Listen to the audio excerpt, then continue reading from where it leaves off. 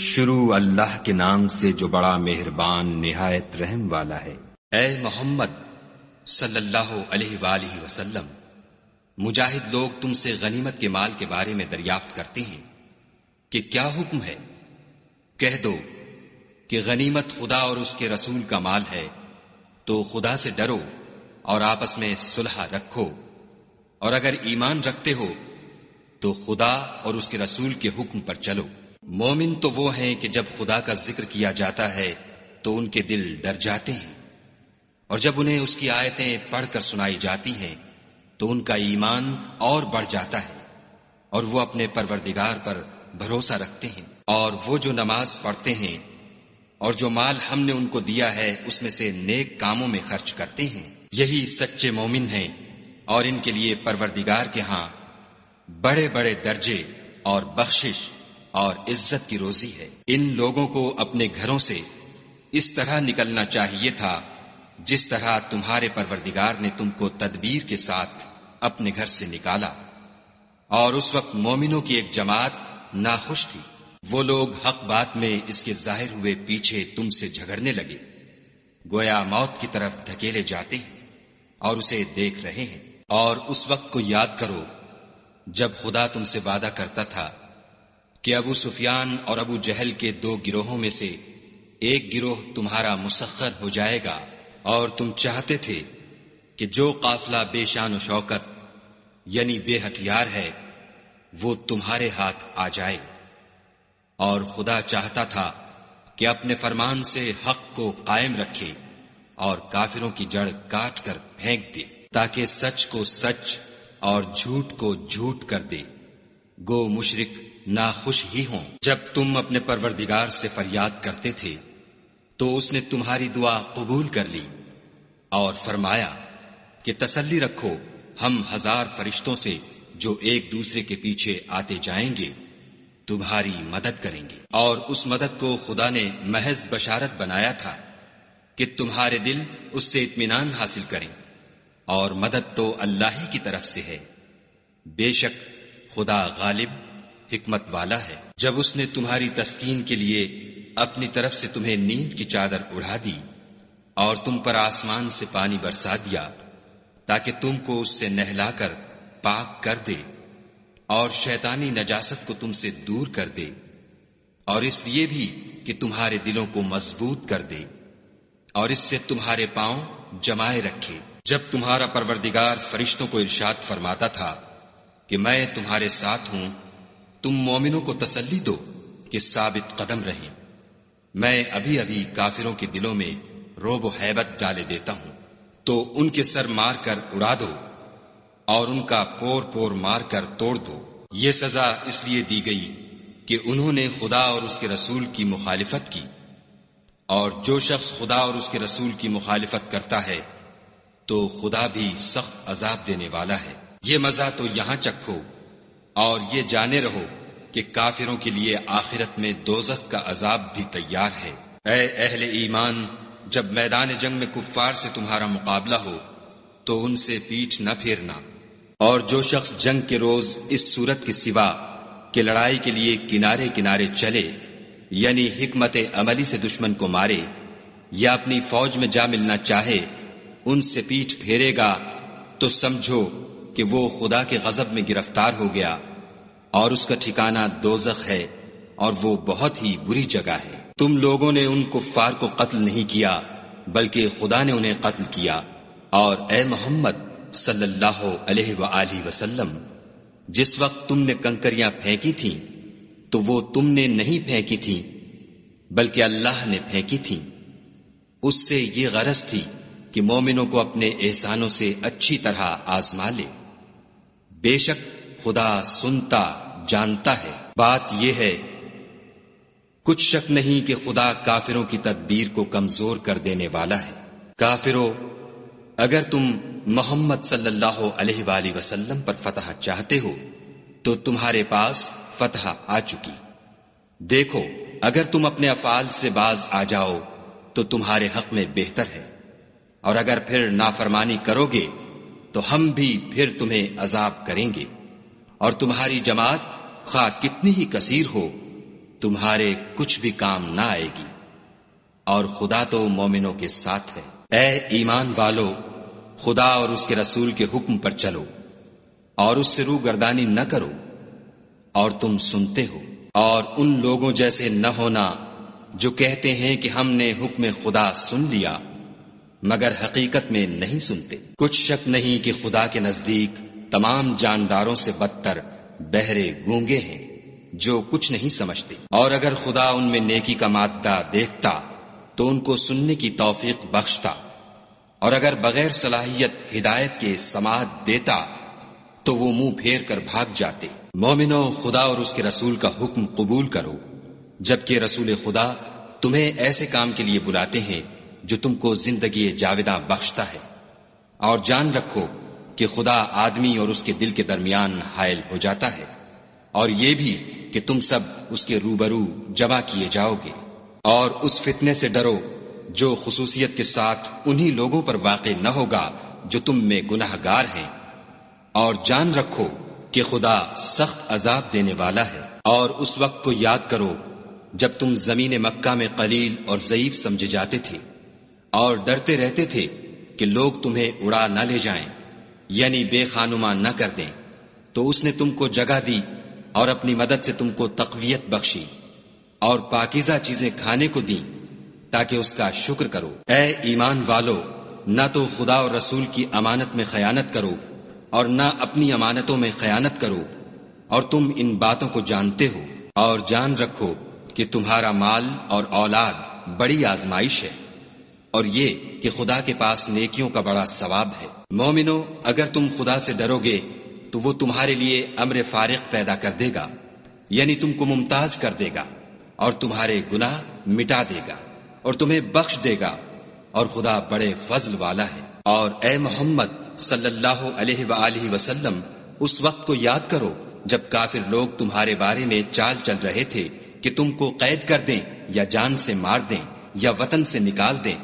تو ادھر تو وہ چال چل رہے تھے اور ادھر خدا چال چل رہا تھا، اور خدا سب سے بہتر چال چلنے والا ہے۔ اور جب ان کو ہماری آیتیں پڑھ کر سنائی جاتی ہیں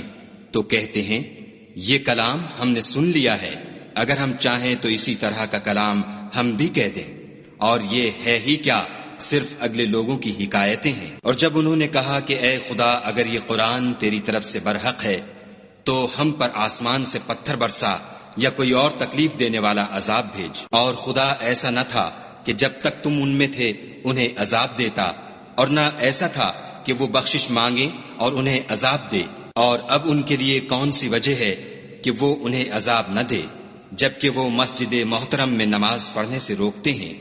اور وہ اس مسجد کے متولی بھی نہیں ہیں، اس کے متولی تو صرف پرہیزگار ہیں، لیکن ان میں کے اکثر نہیں جانتے۔ اور ان لوگوں کی نماز خانہ کعبہ کے پاس سیٹیاں اور تالیاں بجانے کے سوا کچھ نہ تھی،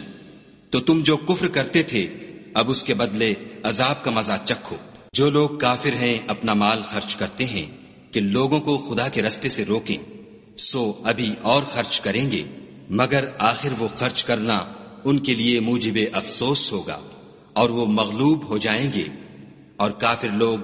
دوزخ کی طرف ہانکے جائیں گے، تاکہ خدا پاک سے ناپاک کو الگ کر دے اور ناپاک کو ایک دوسرے پر رکھ کر ایک ڈھیر بنا دے، پھر اس کو دوزخ میں ڈال دے۔ یہی لوگ خسارہ پانے والے ہیں۔ اے پیغمبر صلی اللہ علیہ وآلہ وسلم، کفار سے کہہ دو کہ اگر وہ اپنے افعال سے باز آ جائیں تو جو ہو چکا وہ انہیں معاف کر دیا جائے گا، اور اگر پھر وہی حرکات کرنے لگیں گے تو اگلے لوگوں کا جو طریق جاری ہو چکا ہے وہی ان کے حق میں برتا جائے گا۔ اور ان لوگوں سے لڑتے رہو یہاں تک کہ فتنہ یعنی کفر کا فساد باقی نہ رہے اور دین سب خدا ہی کا ہو جائے،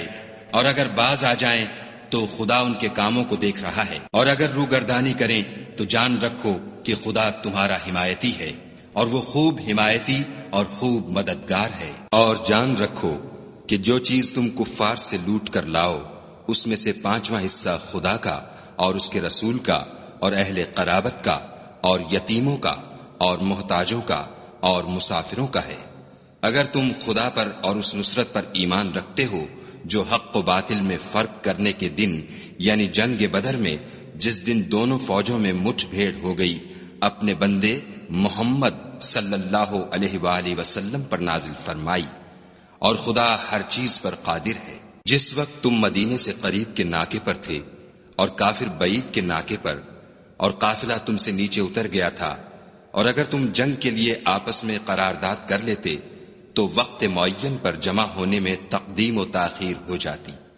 لیکن خدا کو منظور تھا کہ جو کام ہو کر رہنے والا تھا اسے کر ہی ڈالے، تاکہ جو مرے بصیرت پر یعنی یقین جان کر مرے، اور جو جیتا رہے وہ بھی بصیرت پر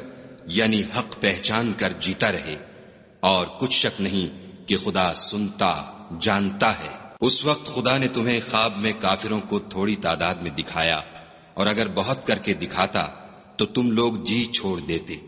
اور جو کام درپیش تھا اس میں جھگڑنے لگتے، لیکن خدا نے تمہیں اس سے بچا لیا، بے شک وہ سینوں کی باتوں تک سے واقف ہے۔ اور اس وقت جب تم ایک دوسرے کے مقابل ہوئے تو کافروں کو تمہاری نظروں میں تھوڑا کر کے دکھاتا تھا اور تم کو ان کی نگاہوں میں تھوڑا کر کے دکھاتا تھا، تاکہ خدا کو جو کام کرنا منظور تھا اسے کر ڈالے، اور سب کاموں کا رجوع خدا ہی کی طرف ہے۔ مومنو، جب کفار کی کسی جماعت سے تمہارا مقابلہ ہو تو ثابت قدم رہو اور خدا کو بہت یاد کرو تاکہ مراد حاصل کرو، اور خدا اور اس کے رسول کے حکم پر چلو، اور آپس میں جھگڑا نہ کرنا کہ ایسا کرو گے تو تم بزدل ہو جاؤ گے اور تمہارا اقبال جاتا رہے گا، اور صبر سے کام لو کہ خدا صبر کرنے والوں کا مددگار ہے۔ اور ان لوگوں جیسے نہ ہونا جو اتراتے ہوئے یعنی حق کا مقابلہ کرنے کے لیے اور لوگوں کو دکھانے کے لیے گھروں سے نکل آئے اور لوگوں کو خدا کی راہ سے روکتے ہیں، اور جو اعمال یہ کرتے ہیں خدا ان پر احاطہ کیے ہوئے ہے۔ اور جب شیطانوں نے ان کے اعمال ان کو آراستہ کر دکھائے اور کہا کہ آج کے دن لوگوں میں کوئی تم پر غالب نہ ہوگا اور میں تمہارا رفیق ہوں، لیکن جب دونوں فوجیں ایک دوسرے کے مقابل صف آرا ہوئیں تو پسپا ہو کر چل دیا اور کہنے لگا کہ مجھے تم سے کوئی واسطہ نہیں، میں تو ایسی چیزیں دیکھ رہا ہوں جو تم نہیں دیکھ سکتے، مجھے تو خدا سے ڈر لگتا ہے اور خدا سخت عذاب کرنے والا ہے۔ اس وقت منافق اور کافر جن کے دلوں میں مرض تھا کہتے تھے کہ ان لوگوں کو ان کے دین نے مغرور کر رکھا ہے، اور جو شخص خدا پر بھروسہ رکھتا ہے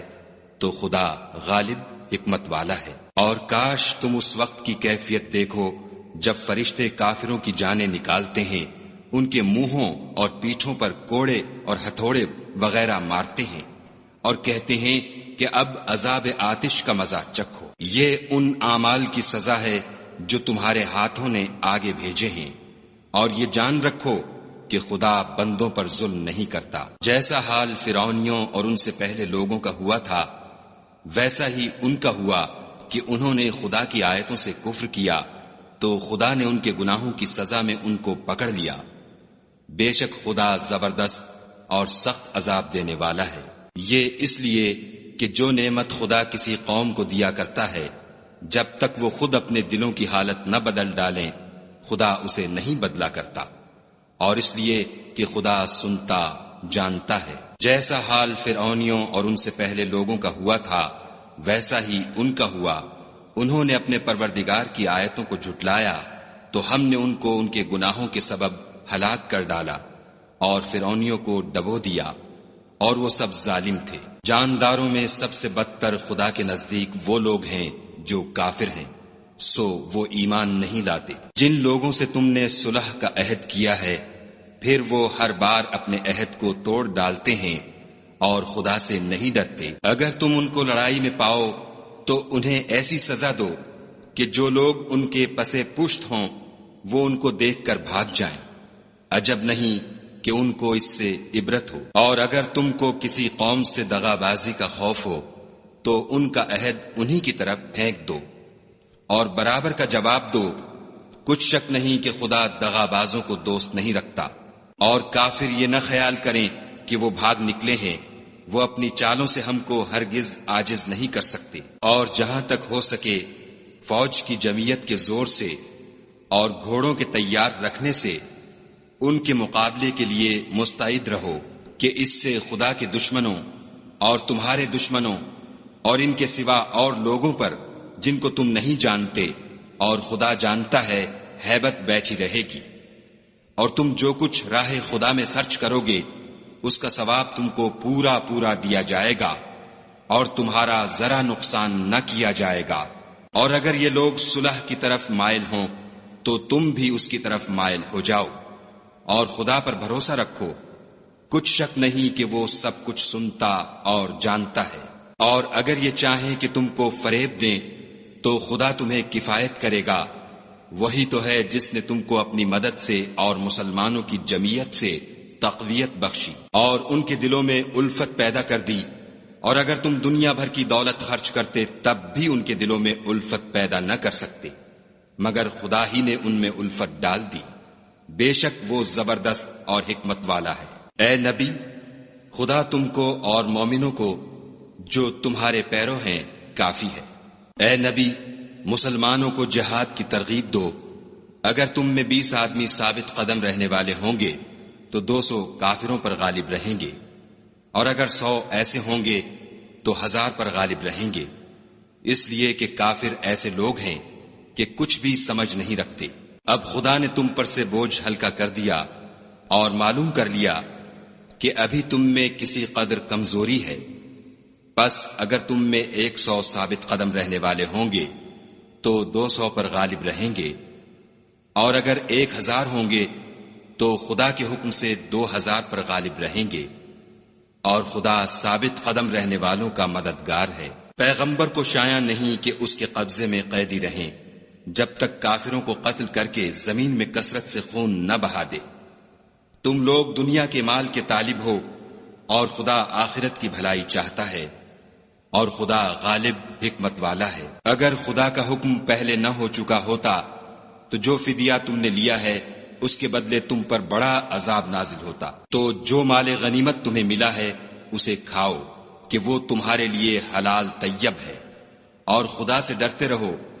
بے شک خدا بخشنے والا مہربان ہے۔ اے پیغمبر، جو قیدی تمہارے ہاتھ میں گرفتار ہیں ان سے کہہ دو کہ اگر خدا تمہارے دلوں میں نیکی معلوم کرے گا تو جو مال تم سے چھن گیا ہے اس سے بہتر تمہیں عنایت فرمائے گا، اور تمہارے گناہ بھی معاف کر دے گا، اور خدا بخشنے والا مہربان ہے۔ اور اگر یہ لوگ تم سے دغا کرنا چاہیں گے تو یہ پہلے ہی خدا سے دغا کر چکے ہیں، تو اس نے ان کو تمہارے قبضے میں کر دیا، اور خدا دانا حکمت والا ہے۔ جو لوگ ایمان لائے اور وطن سے ہجرت کر گئے اور خدا کی راہ میں اپنے مال اور جان سے لڑے وہ، اور جنہوں نے ہجرت کرنے والوں کو جگہ دی اور ان کی مدد کی وہ آپس میں ایک دوسرے کے رفیق ہیں۔ اور جو لوگ ایمان تو لے آئے لیکن ہجرت نہیں کی تو جب تک وہ ہجرت نہ کریں تم کو ان کی رفاقت سے کچھ سروکار نہیں، اور اگر وہ تم سے دین کے معاملات میں مدد طلب کریں تو تم کو مدد کرنی لازم ہے، مگر ان لوگوں کے مقابلے میں کہ تم میں اور ان میں صلح کا عہد ہو مدد نہیں کرنی چاہیے، اور خدا تمہارے سب کاموں کو دیکھ رہا ہے۔ اور جو لوگ کافر ہیں وہ بھی ایک دوسرے کے رفیق ہیں۔ تو مومنو، اگر تم یہ کام نہ کرو گے تو ملک میں فتنہ برپا ہو جائے گا اور بڑا فساد مچے گا۔ اور جو لوگ ایمان لائے اور وطن سے ہجرت کر گئے اور خدا کی راہ میں لڑائیاں کرتے رہے، اور جنہوں نے ہجرت کرنے والوں کو جگہ دی اور ان کی مدد کی، یہی لوگ سچے مسلمان ہیں، ان کے لیے خدا کے ہاں بخشش اور عزت کی روزی ہے۔ اور جو لوگ بعد میں ایمان لائے اور وطن سے ہجرت کر گئے اور تمہارے ساتھ ہو کر جہاد کرتے رہے، وہ بھی تمہی میں سے ہیں، اور رشتہ دار خدا کے حکم کی روح سے ایک دوسرے کے زیادہ حقدار ہیں۔ کچھ شک نہیں کہ خدا ہر چیز سے واقف ہے۔